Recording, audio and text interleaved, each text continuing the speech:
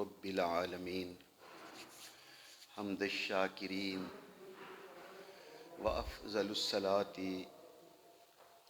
واکمل السلام علی سید المرسلین سبحان اللہ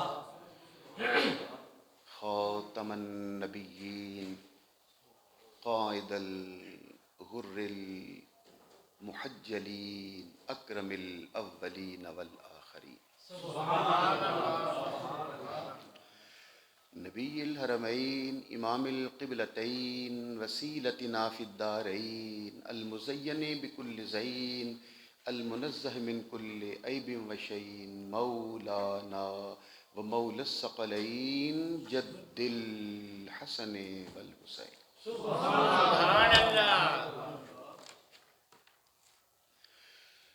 نبی الانبیاء عظیم الرجا عمیم الجود والعطاء ماہی الذنوب والخطا شفیعنا یوم الجزاء سبحان اللہ سر اللہ المکنون در اللہ المخزون نور الافئدة والعیون سرور القلب المحزون عالم ما کان وما یکون سبحان اللہ سیدنا و مولانا محمد المبعوث رحمة للعالمین اما بعد فاعوذ باللہ من الشیطان الرجیم بسم اللہ الرحمن الرحیم انا نحن نزلنا الذکر و انا له لحافظون سبحان اللہ صدق اللہ مولانا العظیم ان اللہ وملائکتہ یصلون علی النبی یا نبی یا ایہا الذین آمنوا صلوا علیہ وسلموا تسلیما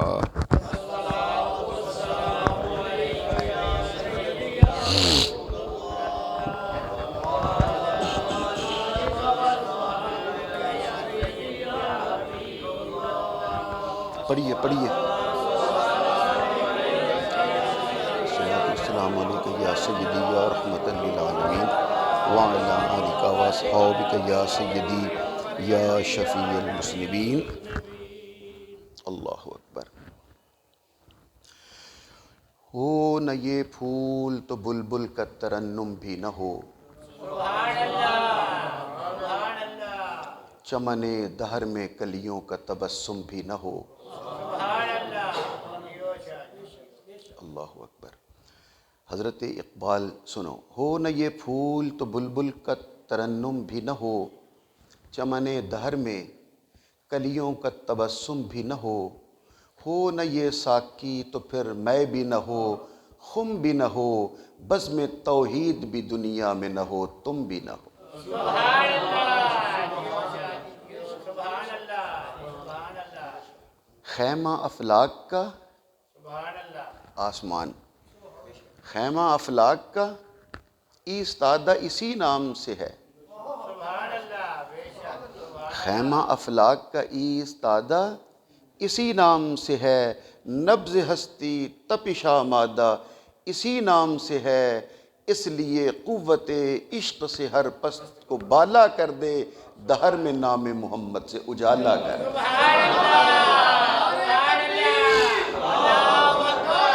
مل کے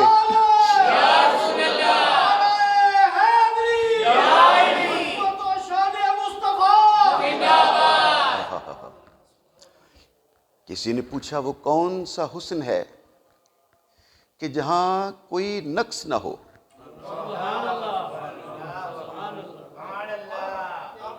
کون سا حسن ہے جہاں کوئی نقص نہ ہو اور کون سا پھول ہے جہاں خوشبو تو ہو مگر خار نہ ہو کانٹا نہ ہو اور کون سی شمع ہے روشنی تو ہو پر دھواں نہ ہو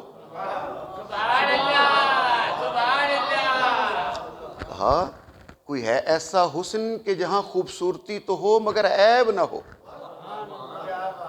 پھول ہو خوشبو ہو رنگت ہو مگر کانٹا نہ ہو اور شمع ہو روشنی تو ہو، نور تو ہو، اجالا تو ہو، مگر دھواں نہ ہو۔ تو ہر کسی کی سوچ، ہر کسی کی فکر، ہر کسی کا دماغ، ہر کسی کا ذہن اپنے اپنے محبوب کی طرف جاتا ہے۔ جب اعلیٰ حضرت سے پوچھا گیا تو اعلیٰ حضرت نے مسکرا کے کہا وہ کمال حسن حضور ہے۔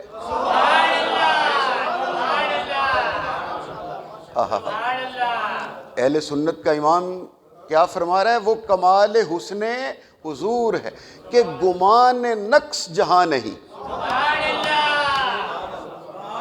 ایک آواز کے ساتھ بولو نا۔ کہتے ہیں وہ کمال حسن حضور ہے کہ گمان نقص جہاں نہیں، یہی پھول خار سے دور ہے، یہی شمع ہے کہ دھواں نہیں۔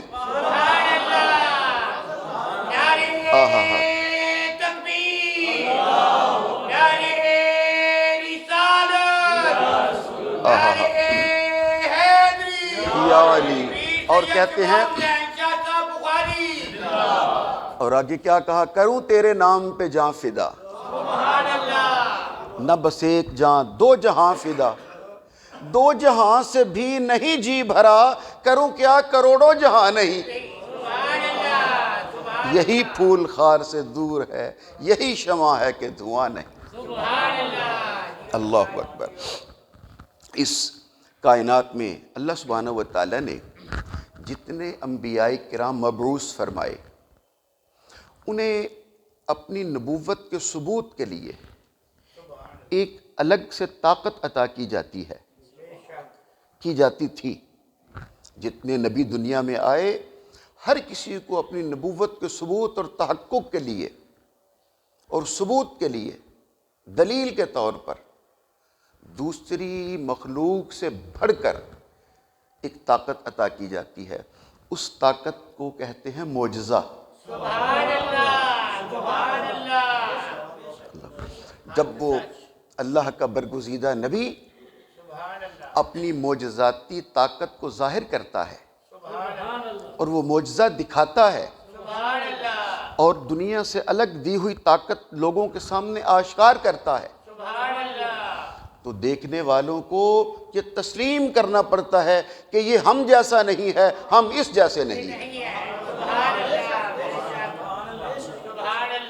اب میں جتنے بھی قرآن مجید میں انبیاء کرام کا ذکر کیا گیا ہے، الگ سے ان کی طاقتوں کا ذکر بھی کیا گیا ہے۔ سبحان اللہ، سبحان اللہ۔ مثال کے طور پر حضرت موسیٰ کلیم اللہ علیہ السلام نبوت لے کر، رسالت لے کر تو آئے ہیں، اور انہیں اللہ سبحانہ و تعالیٰ نے کتاب تورات بھی عطا کی ہے، لیکن معجزے کے طور پہ عصا عطا کیا۔ سبحان اللہ، سبحان اللہ۔ حضرت عیسیٰ علیہ السلام آئے تو کتنی معجزاتی طاقتیں لے کر آئے تھے۔ سبحان اللہ، مریض کو ہاتھ لگاتے تھے، شفا یاب کر دیتے تھے۔ سبحان اللہ، کوڑ کے مرض والے کو ہاتھ لگاتے تھے، صحت یاب کر دیتے تھے۔ سبحان اللہ، نابینا کی آنکھوں پہ پھونک مارتے، ہاتھ پھیرتے، نور آ جاتا۔ سبحان اللہ، بلکہ اتنی طاقت لے کر آئے تھے کہ صرف بیماروں کو ٹھیک ہی نہیں کرتے تھے، اگر کوئی طاقت دیکھنے کے لیے مردہ لے کر آ جاتا۔ سبحان اللہ، سبحان اللہ، علامہ اقبال نہ بنو، محبت سے بولو۔ سبحان اللہ۔ یہاں تک کہ کہا کہ صرف بیمار لانے کی ضرورت نہیں ہے کہ یہ کوڑ کا مریض ہے، یہ آنکھوں کا نور اس کا چلا گیا اور یہ فلاں بیماری میں مبتلا ہے، نہیں، فرمایا تم اگر مردہ بھی لے آؤ گے میں ہاتھ پھیروں گا، سبحان اللہ، اور اللہ اسے شفا عطا کر دے گا۔ اور صرف یہی نہیں، کہا گھر سے کیا کھا کے آئے ہو، میں یہ بھی بتلا سکتا ہوں، گھر میں کیا رکھ کے آئے ہو، میں یہ بھی بتلا سکتا ہوں، کہ تیرے پیٹ کے پردے میں کیا ہے یہ بھی جانتا ہوں، اور تیرے گھر کے پردے میں کیا ہے۔ یہ سب کیا ہے؟ یہ انہیں معجزاتی طاقت ملی تاکہ جب اپنی معجزاتی طاقت کو ظاہر کریں تو زمانے کو ماننا پڑے ہم اس جیسے نہیں ہیں اور یہ ہم جیسا نہیں ہے۔ اب میں آپ کو منزل کے قریب کر رہا ہوں، وہ یہ ہے کہ 1.25 لاکھ انبیاء، ایک کم 1.25 لاکھ انبیاء کرام، کسی کو ایک معجزہ، کسی کو 2، کسی کو 3، کسی کو 5، سب سے بڑھ کر جسے معجزات عطا کیے وہ 9 ہیں۔ لیکن جب آمنہ کے لعل کی باری آئی، سرکار دو عالم کی باری آئی، تاجدار کائنات کی باری آئی، تو فرمایا گنتی کی ضرورت نہیں ہے، سر سے لے کے پاؤں تک سراپا معجزہ بنا کے بھیج دیا۔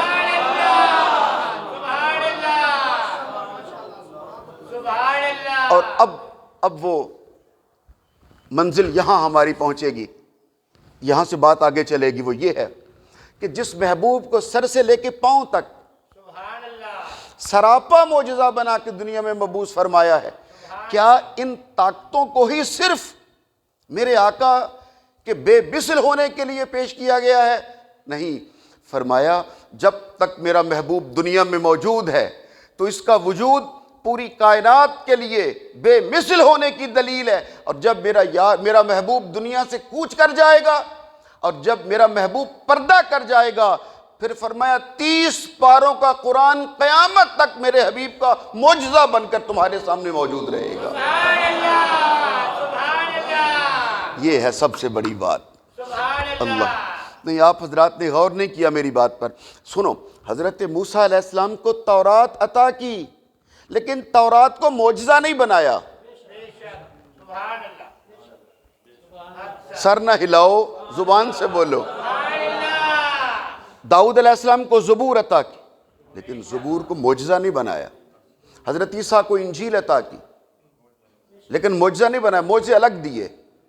حضرت ابراہیم علیہ السلام کو صحف ابراہیم عطا کیے، لیکن معجزاتی طاقت الگ عطا کی۔ حضرت آدم کو صحف آدم عطا کی، مگر معجزاتی طاقتیں الگ اللہ تعالیٰ نے عطا فرمائی ہیں۔ لیکن جب میرا حبیب آمنہ کا لال دنیا میں آیا تو فرمایا الحمد سے لے کے والناس تک پورا قرآن ہم نے آپ کو معجزے کے طور پر عطا فرما دیا۔ اللہ، یہاں بڑی باریک سی بات ہے، کیا مطلب اس کا یہ ہے؟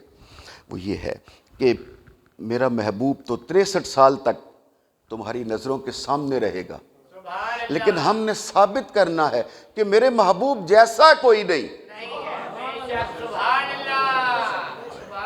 ثابت یہ کرنا ہے کہ میرے محبوب جیسا کوئی نہیں۔ آپ میری بات پہ غور نہیں کر رہے۔ اللہ نے ثابت یہ کرنا ہے کہ میرے محبوب جیسا کوئی نہیں، اور محبوب کے بے مثل ہونے کے لیے جو دلیل پیش کی جا رہی ہے وہ قرآن کو پیش کیا جا رہا ہے۔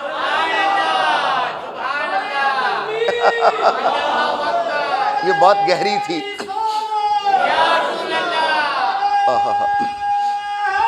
یا علی ادرکنی فی سبیل اللہ۔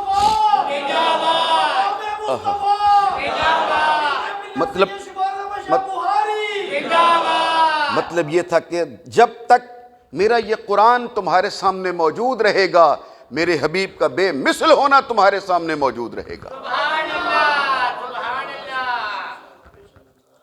آپ سوچ رہے کہ یہ قرآن کو پیش قرآن کو کیا جا رہا ہے کہ یہ دیکھو اور سمجھو میرا محبوب بے مثل ہے، یعنی قرآن کے بے مثل ہونے سے محبوب کا بے مثل ہونا۔ اللہ تو لو، اور 1 2 3 4 5 بھی آیات میں آپ کو سنا سکتا ہوں، لیکن ایک آیت ہی کافی ہے۔ وَإِن كُنتُمْ فِي رَيْبٍ مِّمَّا نَزَّلْنَا عَلَىٰ عَبْدِنَا فَأْتُوا بِسُورَةٍ مِّن مِّثْلِهِ۔ اگر تمہیں شک ہے اس قرآن میں، تمہیں کوئی ریب نظر آتا ہے اس قرآن میں، تمہیں کوئی عیب نظر آتا ہے اس قرآن میں، لاؤ پھر اس کی مثل ایک سورت، ایک سورت، سب سے چھوٹی سورت کا بھی 40واں حصہ بنا کے لے آؤ۔ وَإِن كُنتُمْ فِي رَيْبٍ مِّمَّا نَزَّلْنَا عَلَىٰ عَبْدِنَا، جسے ہم نے نازل کیا ہے اپنے عبد پر۔ فَأْتُوا بِسُورَةٍ، چھوٹی سورت، مِن مِثلِهِ، بصورت مثل ہی نہیں ہے، بصورت من مثل ہی۔ سبحان اللہ، سبحان اللہ، 40واں حصہ بنا کر لے آؤ، نہیں لا سکے، آج تک نہیں لا سکے، اور فرمایا سنو تم قیامت تک نہیں لا سکتے۔ نہیں لا سکتے، بے شک۔ اب میں لے آیا ہوں منزل پر، تو اپنا ذوق تازہ کیجئے گا اور اپنا ایمان تازہ کیجئے گا اس جملے کو سننے کے بعد۔ قرآن مجید میں تو الف با تا سا جیم ہا خا سے مل کر بنا ہے، تو اگر وہ کوئی بھی ایک حرف الف با تا میں سے ایک جملہ بنا کر لے آئیں، کوئی ایک حرف سامنے رکھ دیں کہ جناب قرآن بھی تو انہی لفظوں سے بنا ہے، اور یہ ہم نے بھی ایک حرف آپ کے سامنے رکھ دیا ہے الف، 40واں حصہ ہی لانا ہے نا، کوئی ایک حرف ہی لانا ہے، تو سب سے چھوٹی صورت ہے انا اعطیناک الکوثر، اس کے 40 حرف ہیں۔ سبحان اللہ، سبحان اللہ، گھر جا کے گن لیجئے گا، انا اعطیناک الکوثر فصلی لربک وانحر ان شانک هو الابتر، سب سے چھوٹی سورہ ہے، 40 حرف۔ فرمایا کوئی 40واں حصہ یعنی کوئی ایک حرف بنا کے لے آؤ، تو کوئی ایک حرف لے آتے کہ جناب آپ کا قرآن بھی الف با تا سے بنا ہے، اور یہ الف اسی کی طرح ہے، اسی کی مثل الف ہے جو ہم لے کے آ گئے ہیں، نہیں لا سکے۔ کیوں؟ آپ نے غور نہیں کیا، ہم نے نازل کیا علی عبدنا، اپنے عبد پر، سبحان اللہ، سبحان اللہ، اس کی مثل لاؤ جو میں نے اپنے عبد پہ نازل کیا ہے۔ سبحان اللہ، قرآن بنتا ہی تب ہے جب عبد پر، اپنے محبوب پہ نازل ہوتا ہے، اور کہا تم اس کی مثل نہیں لا سکتے، اس کا مطلب یہ ہے قرآن کی مثل نہیں لا سکتے کا مطلب یہ ہے کہ تم میرے محبوب کی مثل نہیں لا سکتے۔ سبحان اللہ، نعرہ تکبیر، نعرہ رسالت، نعرہ حیدری، محبت سے بولا کرو۔ سید شباب حسین شاہ صاحب بخاری۔ اللہ تعالیٰ آپ سب کو زندگیاں عطا فرمائے، برکتیں عطا فرمائے۔ یہ میں اس لیے آپ کی خدمت میں، یہ تمہید آپ کی خدمت میں اس لیے پیش کر رہا ہوں، قرآن مجید کی شان میں اس لیے یہ تمہید پیش کر رہا ہوں کہ جب قرآن مجید کو نازل کیا تو اعلان کر کے کہا انا نحن نزلنا الذکر وانا لہ لحافظون، اس قرآن کو نازل بھی ہم نے کیا ہے اور اس کی حفاظت بھی ہم کرنے والے ہیں۔ سبحان اللہ، سبحان اللہ اللہ، بولو، بولیے نا، قرآن مجید کی حفاظت کا ذمہ کس نے اٹھایا؟ اللہ نے، سارے مل کے بولو، کس نے اٹھایا؟ اللہ نے، اللہ نے اٹھایا۔ مل کے بولو، اللہ نے اٹھایا ہے۔ لفظ اللہ اپنی زبان پر لاؤ، برکت ہوگی اور دعائیں قبول ہو جاتی ہیں۔ لفظ اللہ اس میں اعظم ہے، مل کے بولو، کس نے اٹھایا؟ اللہ نے، اللہ نے اٹھایا ہے۔ اور یہ ہے خاص نقطہ، ایک اور بھی کہہ دوں، 3 چیزیں ہیں اس کائنات میں جن کی حفاظت کا ذمہ اللہ نے خود اٹھایا ہے۔ سبحان اللہ، سبحان اللہ، کون کون سی 3 چیزیں ہیں؟ قرآن، سبحان اللہ، انا نحن نزلنا الذکر وانا لہ لحافظون، سبحان پہلی۔ اللہ، اور دوسری چیز اسلام، سبحان اللہ، دین، اسلام۔ فرمایا اسلام ایسی چیز ہے کہ چاہے منکروں کو اور دشمنوں کو اور کفار کو کتنا ہی برا کیوں نہ لگے، فَيُتِمَّ نُورَهُ، ہم اسے پورا کرنے والے ہیں۔ سبحان اللہ، سبحان اللہ، اسلام کی حفاظت بھی اللہ نے خود اپنے ذمہ کرم پہ رکھی ہے۔ اور تیسری ہستی کون سی ہے جس کی حفاظت کا ذمہ اللہ نے خود اٹھایا؟ تیسری ہستی آمنہ کے لال کا وجود ہے۔ سبحان اللہ، سبحان اللہ، سبحان اللہ، میرے آقا کائنات کے شہنشاہ اللہ کے حبیب کے لیے خود خالق کائنات نے کہا اپنے محبوب کی حفاظت ہم خود کرنے والے ہیں۔ سبحان اللہ، سبحان اللہ، یہ جب آیت کریمہ اتری نا، ہم خود حفاظت کرنے والے ہیں، لوگوں سے ہم خود آپ کی حفاظت کرنے والے ہیں، تو میں نے تفسیر میں پڑھا ہے کہ حضرت بلال حبشی رضی اللہ تعالیٰ عنہ اور بھی 1-2-4 صحابہ وہ رسول پاک کے گھر کے دروازے کے سامنے باڈی گارڈ کے طور پر، محافظ کے طور پر، اسلحے کے ساتھ لیس ہو کر وہ وہاں پر ڈیوٹی اور حاضری دیا کرتے تھے۔ آپ جناب کے حجرہ مبارک کے 2 دروازے تھے، ایک دروازہ مسجد نبوی شریف کے اندر کھلتا تھا، سبحان اللہ ایک دروازہ جنت البقیع کی طرف باہر کی طرف کھلتا تھا، سبحان اللہ اور جو کھڑکی اور دروازہ باہر کی طرف کھلتا تھا وہاں پر صحابہ کرام باقاعدہ ڈیوٹی دیا کرتے تھے حفاظت کے لیے۔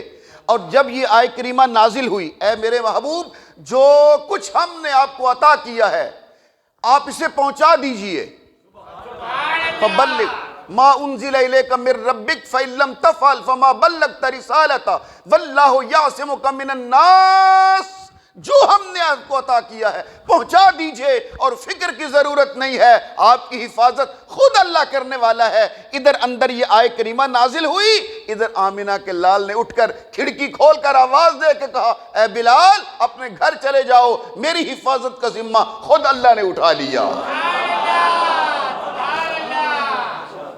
اللہ اکبر کبھی، اللہ اکبر۔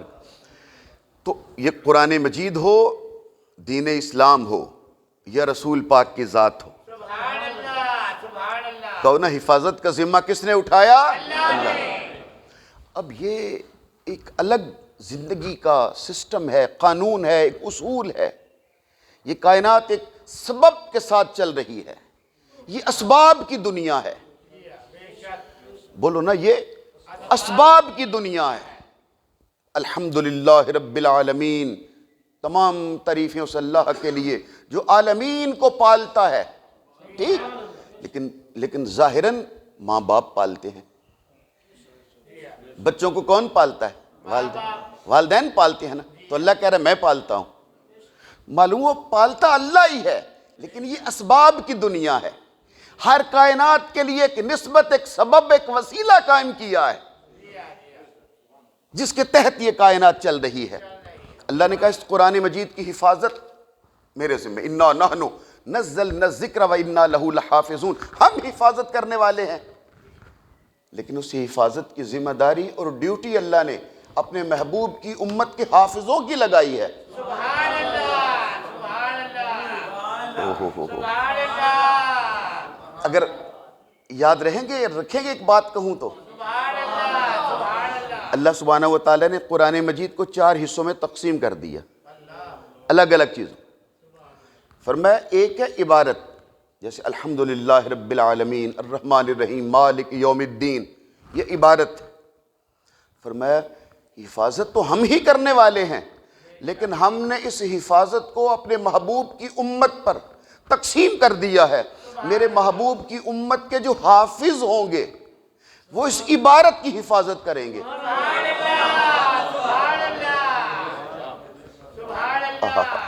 اس عبارت کی حفاظت کریں گے، اور جو میرے محبوب کی امت کے قاری ہیں وہ اس قرآن مجید کے لہجے کی حفاظت کریں گے۔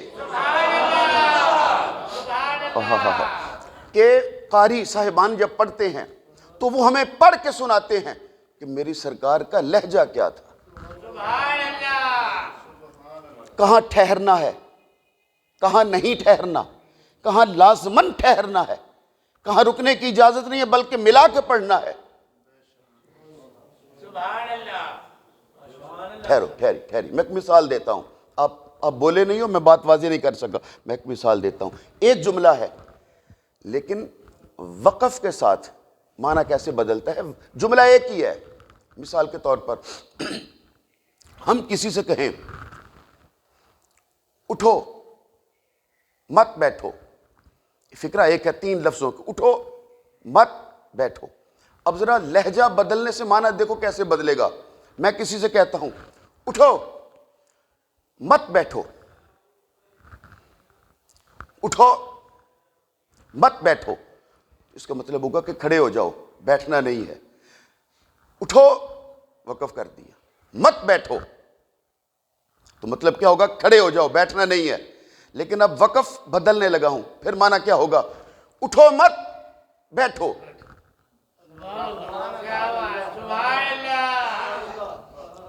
اٹھو مت بیٹھو تو اب کیا معنی ہو جائے گا؟ کہ بیٹھے رہو۔ اگر اٹھو پہ وقف کریں، اٹھو مت بیٹھو، تو اس کا مطلب یہ ہوگا کہ کھڑے رہو، اور اگر کہیں اٹھو مت بیٹھو، تو اس کا مطلب یہ ہوگا بیٹھے رہو۔ تو آپ سمجھے ہو، اٹھو پہ وقف کیا تو معنی اور ہو گیا، مت پہ جا کے وقف کیا تو معنی اور ہو گیا، جملہ ایک ہی ہے۔ اب بات واضح ہوئی ہے، قرآن مجید میں جہاں پر لکھا ہوتا ہے میم کہ یہاں لازم وقف کرو، جہاں پر لکھا ہوتا ہے لا، اس کا مطلب یہاں نہیں ٹھہرنا۔ سبحان اللہ، کیا کیسے؟ سبحان اللہ۔ اب میرا خیال ہے بات واضح ہو گئی۔ تو فرمایا جو حافظ ہیں وہ اس عبارت کی حفاظت کرتے ہیں، اور جو قاری ہیں کہ الف کا مخرج کیا ہے، با کہاں سے، تا، سا کیسے ادا کرنی ہے، جیم اور ہا کی آواز کہاں سے، زوئیں، زود، زے اور رال کی آواز کہاں سے نکالنی ہے، تو یہ قاری اس کی حفاظت کرتے ہیں۔ معلوم یہ ہوا جو حافظ قرآن ہیں وہ عبارت کی حفاظت کرتے ہیں، اور جو قاری قرآن ہے وہ لہجہ مصطفیٰ کی حفاظت کرتا ہے۔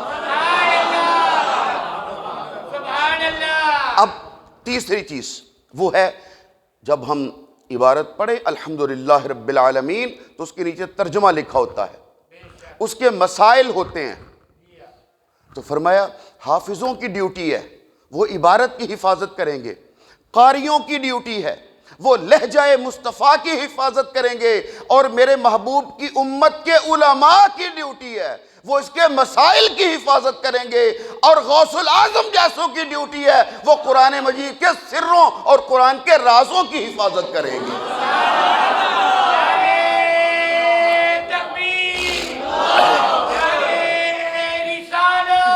یا رسول اللہ، یا ادرکنی فی سبیل اللہ۔ قرآن مجید سے، قرآن مجید کے کچھ مسائل ہوتے ہیں جو ظاہراً مسئلے فقہ کے نظر آتے ہیں، فرمایا ان کی حفاظت علماء کریں گے، مفتیان وقت کریں گے، مجتہدین کریں گے، ان کی شیخ الاسلام کریں گے، لیکن جو فرمایا قرآن مجید کے مسائل کے اندر جو راز ہیں، جو سر مخفی ہیں، تو فرمایا سر مخفی کی حفاظت کے لیے ہم نے جن کی ڈیوٹی لگائی ہے انہیں داتا گنج بخش علی حجویری کہتے ہیں، کسی کو حضور شیخ عبد القادر جیلانی کہتے ہیں، اور کسی کو مجدد الفسانی کہتے ہیں۔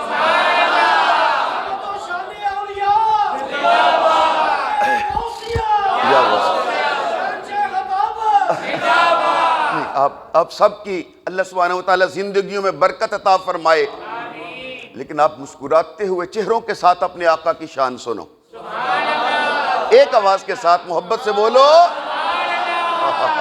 واہ میرے آقا کیا شان ہے آپ کی۔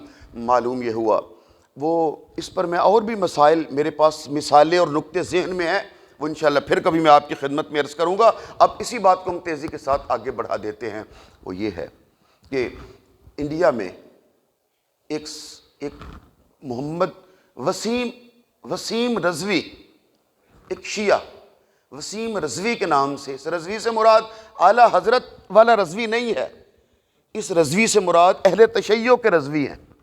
اس نے سپریم کورٹ، ہندوستان کی سپریم کورٹ میں ایک دعویٰ دائر کیا، کیا؟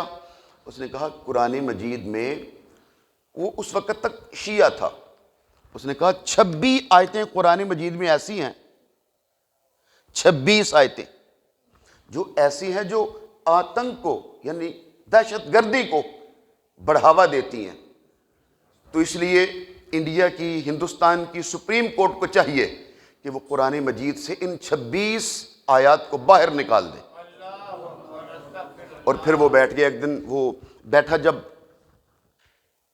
کرنے کے لیے پریس کانفرنس، اور یہی باتیں کی، ایک نے سوال کیا کہ جناب آپ نے یہ کیسے تعین کیا کہ یہ 26 آیتیں جو ہیں یہ دہشت گردی کو بڑھاوا دینے والی ہیں اور مسلمانوں کے نوجوان لڑکوں کو دہشت پہ ابھارنے والی ہیں اور دہشت گردی کو پھیلانے والی ہیں؟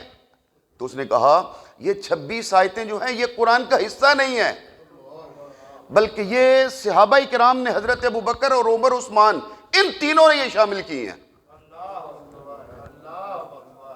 اللہ اکبر، اللہ اکبر۔ میں نے جب یہ سنا اور وہ سارا پروگرام دیکھا تو میرے من میں اسی وقت آ گیا کہ سرکار دو عالم اعلان کر کے گئے ہیں جو میرے ولی سے دشمنی کرتا ہے میرا اس سے اعلان جنگ ہے۔ تو قرآن مجید سے دشمنی کا مطلب تو یہ ہے کہ یہ رسول اللہ سے اعلان جنگ کر رہا ہے، اور جو رسول اللہ سے دشمنی کرتا ہے اللہ کے ساتھ اعلان جنگ کرتا ہے، اور جب اللہ تعالیٰ کسی سے چھینتا ہے تو سب سے قیمتی چیز چھینتا ہے، اور سب سے قیمتی چیز ایمان ہوا کرتا ہے۔ لو جی، وہ بندہ جو 2 ماہ پہلے پورے ہندوستان میں چہکتا پھر رہا تھا اور کانفرنسیں اور جلسے کرتا پھر رہا تھا، آج 8 دن پہلے اللہ سبحانہ و تعالیٰ نے اس پر وار کیا اپنے جلال کا، اور اسلام چھوڑ کر اس نے ہندو مذہب اختیار کر لیا، اور اس کا نام اس نے اپنا رکھ لیا جتندر کمار نارائن تیاگی۔ اور اللہ سبحانہ و تعالیٰ نے سب سے قیمتی چیز ایمان اس سے چھین لیا۔ جب وہ یہ بیان کر رہا تھا تو میں نے جب وہ پورا سنا، قسم بخدا میں آپ کو جمعہ شریف کے اس مجمع میں باوضو سچ کہہ رہا ہوں، میں اسی وقت لالیاں شریف کے مناظرے پہ جا پہنچا۔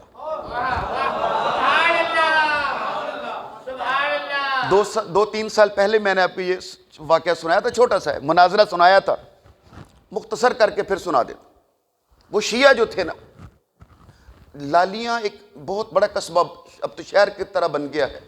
اگر ہم آئیں جھنگ سے سرگودا کی طرف، یعنی سرگودا جھنگ روڈ پر، تو یہ اگر ہم جھنگ کی طرف سے آ رہے ہوتے ہیں نا، سرگودا کی طرف، سیال شریف کی طرف، تو 18-20 کلومیٹر کے فاصلے پر ایک بہت بڑا قصبہ ہے لالیاں، وہاں پر دربار شریف ہے حضرت سید قطب شاہ رحمۃ اللہ علیہ کا۔ یہ بنیادی طور پر حضور غوث العظم کی اولاد میں سے ہیں، غوث پاک کے شہزادے ہیں، تو آج چونکہ غوث العظم کی 11ویں شریف بھی ہے تو ہم انہی کے شہزادے کا ذکر کرتے ہیں، اور یہ ملتان سے ہجرت کر کے لالیاں آئے تھے، اور پھر جو حفاظت اللہ نے ڈیوٹی ذمہ لگائی ہوئی ہے حافظوں کی، قاریوں کی، عالموں کی، درویشوں کی، یہ بھی اپنی ڈیوٹی ادا کر رہے تھے۔ تو جو شیعہ تھے انہوں نے کہا کہ تمہارے یہ جو قرآن مجید ہے اس میں حضرات سیدنا صدیق اکبر اور فاروق اعظم اور عثمان غنی، وہی بات وسیم رضوی والی، کہ اس میں انہوں نے کچھ آیات اپنی مرضی کے ساتھ لکھوائی ہیں جن کا اسلام سے کوئی تعلق نہیں ہے، قرآن سے کوئی تعلق نہیں ہے۔ تو حضرت قطب شاہ رحمۃ اللہ علیہ کے ساتھ مناظرہ کا اعلان ہو گیا، سب آ گئے، جمع ہو گئے، اہل سنت بھی آ گئے، اہل تشیع بھی آ گئے، اور بہت بڑا ایک سٹیج لگ گیا۔ اور اب تو چھپ چھپا کے کمروں میں مناظرے کرتے ہیں علماء کرام، پہلے سر عام ہوا کرتے تھے بڑے بڑے چوکوں میں اور بڑے بڑے گراؤنڈوں میں۔ تو وہ بیٹھ گئے، تو حضرت قطب شاہ رحمۃ اللہ علیہ شہزادہ غوث العظم مناظرے کے لیے خود تشریف لائے۔ اب ذرا اپنا ایمان تازہ کیجئے گا، اور ادھر ایک وہ جن کا خیال تھا کہ اس قرآن مجید میں رد و بدل کر دیا گیا ہے، وہ سامنے بیٹھ گئے شیعہ، ادھر حضرت شہزادہ غوث العظم پیر سید قطب شاہ رحمۃ اللہ علیہ بیٹھ گئے۔ تو آپ نے کہا لو جی میں تقریر شروع کرتا ہوں، کیونکہ ہمارا ایمان ہے کہ قرآن مجید کی حفاظت کا ذمہ اللہ نے لیا ہے، اس میں کوئی زیر زبر پیش بھی آگے پیچھے نہیں کر سکتا۔ اور ساتھ ہی پڑھا بسم اللہ الرحمن الرحیم الحمدللہ رب العالمین۔ خطبہ یعنی خطبہ پڑھنے لگے ہیں، الحمدللہ رب العالمین۔ آپ غور نہیں کر رہے میری بات پہ، کیا الحمدللہ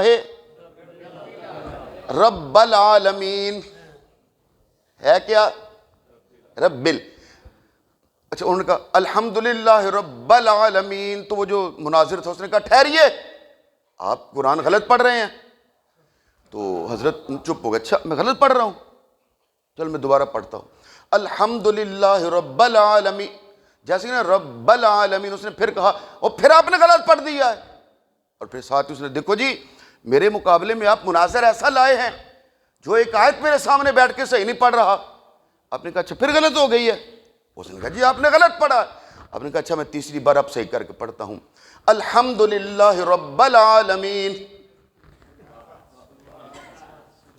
جب تیسری بار بھی آپ نے کہا الحمدللہ رب العالمین، اس نے پھر روک دیا، اور جناب آپ نے پھر غلط پڑھا ہے۔ حضرت رک گئے، اور اب آپ نے، سید نے، شہزادے نے اب دیکھا اور کہا اچھا میں نے غلط پڑھا ہے۔ جی آپ نے غلط پڑھا ہے۔ آپ نے کہا میں نے کیا غلط پڑھا ہے؟ اس نے کہا جی رب العالمین ہے، اور آپ نے کہا ہے رب العالمین، زیر کی بجائے آپ نے زبر پڑھا ہے۔ آپ نے کہا اچھا میں نے زیر کی بجائے زبر پڑھا تو آپ نے مجھے اس لیے ٹوکا ہے؟ اس نے کہا بالکل اس لیے ٹوک دیا ہے کیونکہ جب تک آپ صحیح نہیں پڑھیں گے میں آپ کو آگے نہیں جانے دوں گا۔ تو حضرت سید قطب شاہ رحمۃ اللہ علیہ میری جانب غور سے دیکھیے گا، آپ نے فرمایا تیرا کیا خیال ہے، مجھے نہیں پتا یہ رب العالمین ہے،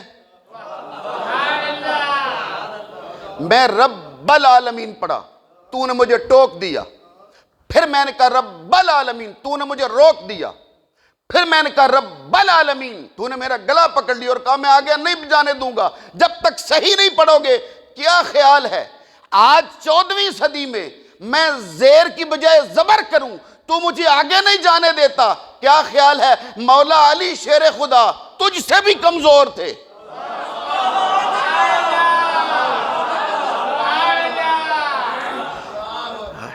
کیا مولا علی شیر خدا تجھ سے بھی کمزور تھے؟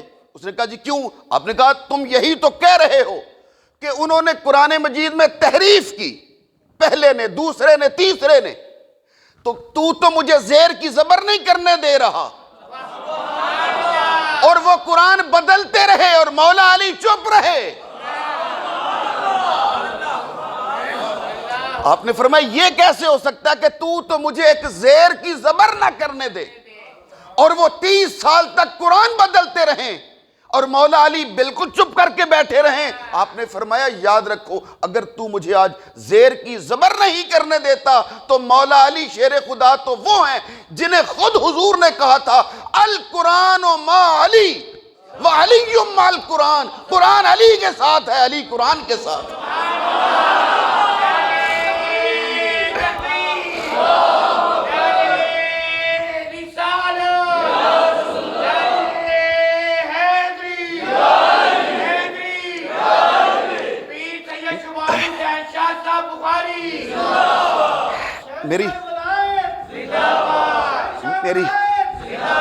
میرے آقا کے نام کا نعرہ لگاؤ لیکن جواب سارے مل کے دیجئے گا۔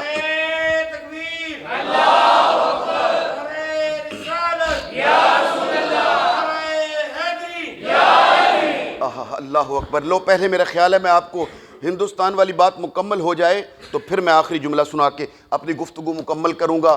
ایک وہ وقت بھی تھا جب انگریز کی حکومت تھی، جیسے اس نے کہا نا جتیندر کمار ہی اسے کہنا چاہیے، اب تو اس نے کہا نا جیسے کہ یہ تحریف شدہ کتاب ہے، تو انگریز بھی ایک لگا کے لے آیا تھا۔ انگریز اپنی انجیل کو، انجیل جو حضرت عیسیٰ علیہ السلام کی، اس کے اوپر اس نے کوئی کیمیکل، کوئی دوائی کیمیکل اس کے اوپر لگایا اور لے کے آ گیا، اور دہلی کی جامع مسجد دہلی کے باہر چوک میں کھڑا ہو کر اس نے اعلان کیا، اس نے کہا کہ یہ میرے پاس اصلی انجیل ہے جو حضرت عیسیٰ علیہ السلام پر اتری تھی، مسلمانوں اگر تمہارے پاس اصلی قرآن ہے تو لاؤ میرے سامنے، آگ جلا کے اس میں پھینکیں گے اور پھر دیکھیں گے کون سی کتاب بچتی ہے اور کون سی جل جاتی ہے۔ ایک دن بھی اعلان، دوسرے دن بھی اعلان، تیسرے دن بھی اعلان، پریس کانفرنسیں ہو رہی ہیں۔ وہ اس نے کوئی ایسی دوائی یا کیمیکل لگایا ہوا تھا جو آگ میں جلتا نہیں ہوگا، جسے آگ نہیں جلا سکتی، بے شمار چیزیں ایسی کیمیکلز ہوتے ہیں، تو وہ لگا کر لایا ہوا تھا۔ اور لیکن وہ سادہ زمانہ تھا، سادے لوگ تھے، لوگ پریشان ہو گئے، تو کچھ لوگ جمع ہوئے اور حضرت شاہ عبدالعزیز محدث دہلوی رحمۃ اللہ علیہ کے مدرسے میں آئے۔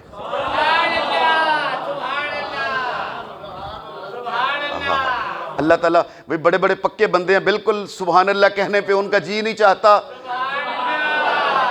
نہیں اپنے آقا کے لیے کہہ رہا تھا۔ حضرت شاہ عبدالعزیز محدث دہلوی رحمت اللہ علیہ کی خدمت میں آئے اور کہا جناب وہ انگریز وہ اعلان کرتا پھرتا ہے سڑکوں پر آ کر کہ یہ میرے پاس اصلی انجیل ہے، اسے آگ میں ڈالیں گے تو آگ نہیں جلائے گی، اگر تمہارے پاس قرآن ہے آؤ لا کے آگ میں پھینک کے مجھے دکھاؤ میری کتاب جلتی ہے یا تمہاری کتاب جلتی ہے۔ اگر لطف آئے تو خاموش نہ رہیے گا، مل کے جواب دیجیے گا، اگر ایمان تازہ ہو تو زبان کے تالے آپ بھی کھول دیجیے گا۔ حضرت شاہ عبدالعزیز محدث دہلوی نے فرمایا آج عصر کی نماز میں خود آ کے وہاں پر تمہارے پاس پڑھوں گا۔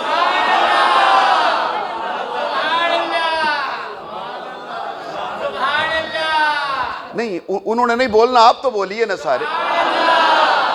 عصر کا وقت ہوا، حضرت شاہ عبدالعزیز محدث دہلوی نے اسے پیغام بھیجا، اسے کہا آ جاؤ تم بھی اور میں بھی آ گیا ہوں، اور عصر کے وقت عصر کی نماز پڑھ کے جامع مسجد دہلی کے دروازے کے سامنے حضرت شاہ عبدالعزیز محدث دہلوی تشریف لائے اور آ کے کہا سنو انگریز، یہ تمہارا ایمان ہوگا، تمہارا عقیدہ ہوگا کہ اپنی کتاب کو آگ میں پھینکتے ہیں، ہم پھینکنے والے نہیں ہیں۔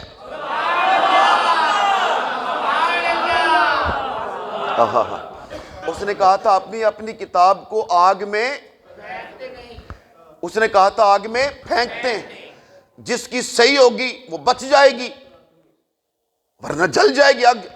آپ نے کہا ہم وہ نہیں ہیں جو اپنی کتاب کو پھینک دیتے ہیں، ہم پھینکنے والے نہیں ہیں۔ اے انگریز تو بھی آ جا، میں بھی آ گیا ہوں، یہ میرا قرآن ہے، میں سینے سے لگا لیتا ہوں، تو اپنی کتاب سینے سے لگا لے، آگ جلا دیتے ہیں اور دونوں اپنی اپنی کتاب لے کر آگ میں داخل ہو جاتے ہیں۔ جو جھوٹا ہوگا وہ جل جائے گا، جو سچا ہوگا کتاب سمیت بچ جائے گا۔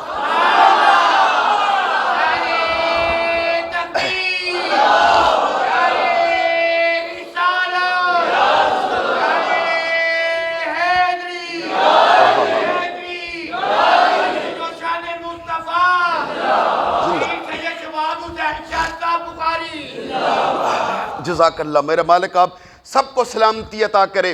اور بس میرا خیال ہے اب میں گفتگو مکمل کروں گا۔ اس منزل پر لا کر میرے آقا نے اسی لیے کہا تھا میں تمہارے پاس صرف قرآن چھوڑ کے نہیں جا رہا، قرآن اور اپنی اہل بیت چھوڑ کے جا رہا، قرآن اور اپنی اہل بیت چھوڑ کے جا رہا۔ اللہ اکبر، اللہ اکبر، اللہ اکبر۔ یہ ہیں 11ویں امام، امام حسن عسکری۔ لمبا واقعہ لیکن میں مختصر کر کے بس 1 یا 2 منٹ کے اندر مکمل کروں گا۔ امام حسن عسکری 11ویں امام، رسول پاک کی آل میں سے 11ویں شہزادے حضرت امام حسن عسکری علیہ السلام۔ اللہ تعالیٰ حضور کی ساری آل پر لاکھوں سلامتیں نازل فرمائے، لاکھوں سلامتیاں عطا فرمائے اور لاکھوں رحمتوں کا نزول فرمائے۔ اس زمانے میں ایک علم الکلام کے ماہر نے، ایک مستشرق نے ایک کتاب لکھ دی قرآن مجید کے خلاف، اختلاف القرآن کے نام سے، تناقض القرآن کے نام سے۔ تناقض کہتے ہیں 2 الگ الگ چیزیں تلاش کرنا کہ یہاں پر تمہارے قرآن نے کیا کہا ہے اور یہاں پر کیا کہا ہے۔ کوئی کتاب ہو تو اس میں کہ یہاں پر مصنف لکھنے والے نے کیا کہا ہے اور یہ دوسری جگہ پر اپنے پہلے قول کے خلاف کہا ہے، تناقض اسے کہتے ہیں۔ سمجھ آگئے نا؟ اختلاف کے نام پر کہ تمہارے قرآن مجید میں تو اختلاف ہے، پہلے کچھ ہے کہیں اور، دوسری جگہ پہ کچھ اور ہے۔ اس نے کتاب لکھ دی اور سارے وہ مشہور ہو گیا سامرہ میں، جسے سامرہ کہتے ہیں، سامرہ شہر ہے، تو پورے سامرہ میں معروف ہو گیا کہ اس نے کتاب لکھ دی ہے جس میں اس نے 6666 آیتوں میں سے ثابت کیا ہے کہ کہیں کچھ اور کہتا ہے، قرآن دوسری جگہ پہ کچھ اور کہتا ہے۔ لوگوں میں ایک ہلچل مچی ہوئی تھی، ایک پریشانی کا سما تھا کہ یہ کیسے ممکن ہے۔ تو ایک دن حضرت امام حسن عسکری اپنے آستانے پر بیٹھے ہوئے تھے، وہ جو مفتی صاحب نے کتاب لکھی تھی نا جس عالم نے، ان کا ایک شاگرد آ گیا، اس نے آ کے سلام عرض کیا، دست بوسی کیا، اپنے پاس بٹھا لیا۔ آپ نے فرمایا تم وہ فلاں مولوی صاحب کے شاگرد ہو؟ جی حضور میں ان کا شاگرد ہوں۔ آپ نے فرمایا میرا ایک پیغام ان تک پہنچاؤ گے؟ اس نے کہا جی بالکل، حکم کیجئے، کیا پیغام ہے؟ اب ذرا علمی بات ہے، توجہ کے ساتھ سنیے گا۔ حضرت نے فرمایا، امام حسن عسکری علیہ السلام نے فرمایا اپنے استاد سے کہنا کہ تمہیں یہ کیسے پتہ چلا کہ ایک جگہ پہ جو اللہ سبحانہ و تعالیٰ نے جو فرمایا ہے اس سے مراد کیا ہے، اور دوسری جگہ پہ جو فرمایا ہے اس سے مراد کیا ہے؟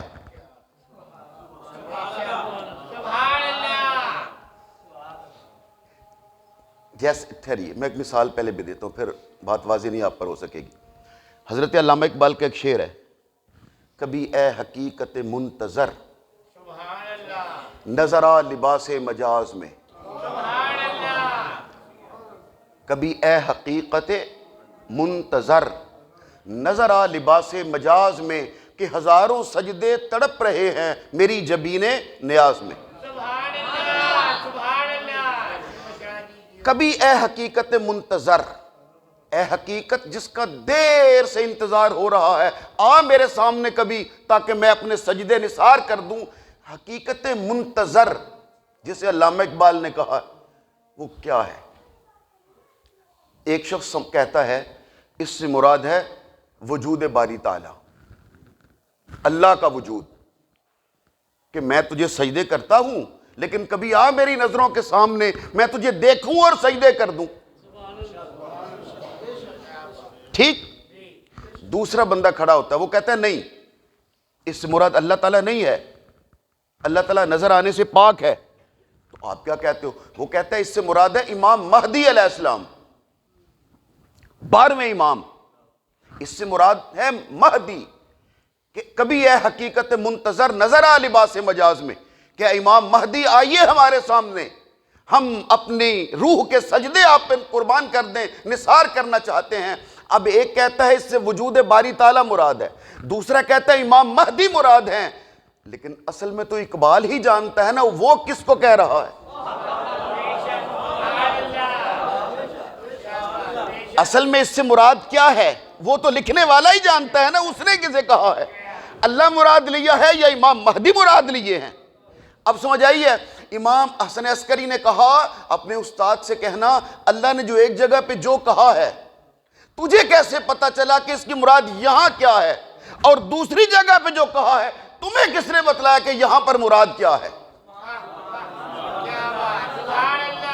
اور اگر اللہ سبحانہ و تعالیٰ کے ساتھ تیرا کوئی رابطہ ہے کہ وہ تجھے بتلا رہا ہے کہ یہاں میری مراد کیا ہے، یہاں میری مراد کیا ہے، اگر تیرا کوئی رابطہ ہے تو ہمیں بتلا، ہمارا بھی رابطہ کرا دے۔ اب بس کا یہ میرا پیغام پہنچا دینا۔ اب ظاہر ہے وہ شاگرد تھا، وہ گیا استاد کو جا کے کہنے لگا جناب استاد، شاگرد نے حضرت کا نام نہیں لیا بلکہ اپنی طرف سے کہتا ہے استاد ایک سوال تھا ذہن میں۔ تو استاد صاحب نے کہا بولو۔ وہ شاگرد کہنے لگا جناب میرا سوال یہ ہے کہ پہلے یہاں اللہ نے کیا کہا ہے، جو بھی کہا ہے اس سے اللہ کی مراد کیا ہے، اور دوسری جگہ پہ اللہ نے جو کہا ہے اس سے اللہ کی مراد کیا ہے، یہ آپ کو کیسے پتا چلا یہاں مراد کیا ہے اور یہاں مراد کیا ہے، اللہ کی مراد آپ کو کیسے پتا چلا؟ استاد نے جب سنا تو وہ پریشان ہو گیا، اور پریشان اور حیران ہو کے کہتا ہے یہ سوال تمہیں کس نے بتایا ہے، یہ بات تمہیں کس نے بتلائی ہے؟ تو وہ شاگرد جو تھا نا وہ بھی پھر کوئی 14ویں صدی کا ہی ہوگا، وہ کہنے لگا جی وہ کسی نے، میں نے خود ہی بتلانی کس نے تھی، خود ہی بس میرے ذہن میں آ گئی اور میں نے آپ سے پوچھ لی ہے۔ اس نے کہا بکواس بند کر، جو بات میرے ذہن میں نہیں آئی وہ تیرے ذہن میں کیسے آ سکتی ہے؟ میں استاد نے کہا کیا میں جانتا نہیں ہوں تیری حیثیت کیا ہے؟ تو میرا شاگرد ہے اور میں خوب جانتا ہوں تیری اوقات کیا ہے، تیری حیثیت کیا ہے، اور جو چیز میرے من میں نہیں آئی وہ تجھے کیسے آ سکتی ہے، سچ بتلا تجھے یہ بات کس نے کہی ہے؟ تو اب وہ کہنے لگا کہ مجھے حضرت امام حسن عسکری نے کہا تھا۔ کتابوں میں آتا ہے جیسے ہی اس نے کہا نا امام حسن عسکری نے کہا ہے، تو اس مفتی نے اپنی ساری کتاب ایک ایک کر کے صفحے پھاڑنا شروع کر دیے اور تاریخی جملہ کہا. اس نے کہا جب تک اس کتاب کا ایک بھی وارث زندہ ہے اس کتاب کو کوئی خطرہ نہیں ہو سکتا.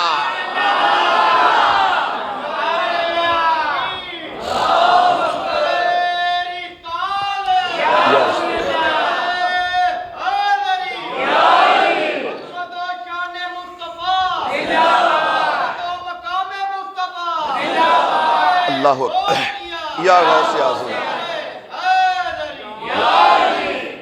اس لیے میرے آقا جب دنیا سے تشریف لے جا رہے تھے تو اعلان کر کے کہا ہے لوگو میں تمہارے درمیان دو چیزیں چھوڑ کے جا رہا ہوں.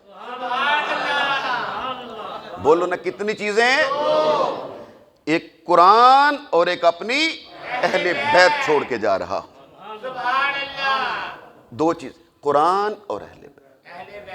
دو چیزیں اس لیے کہ قرآن یہ تھیوری ہے اور اہل بیت اس کا پریکٹیکل ہے. اگر دین کو کتابی صورت میں دیکھنا ہوگا تو قرآن پڑھیے گا، اور اگر عملی شکل میں نظارہ کرنا ہوگا تو پھر اہل بیت اطہار کے وجود کو دیکھیے گا. اللہ اکبر کبیرہ. ابھی انشاءاللہ العزیز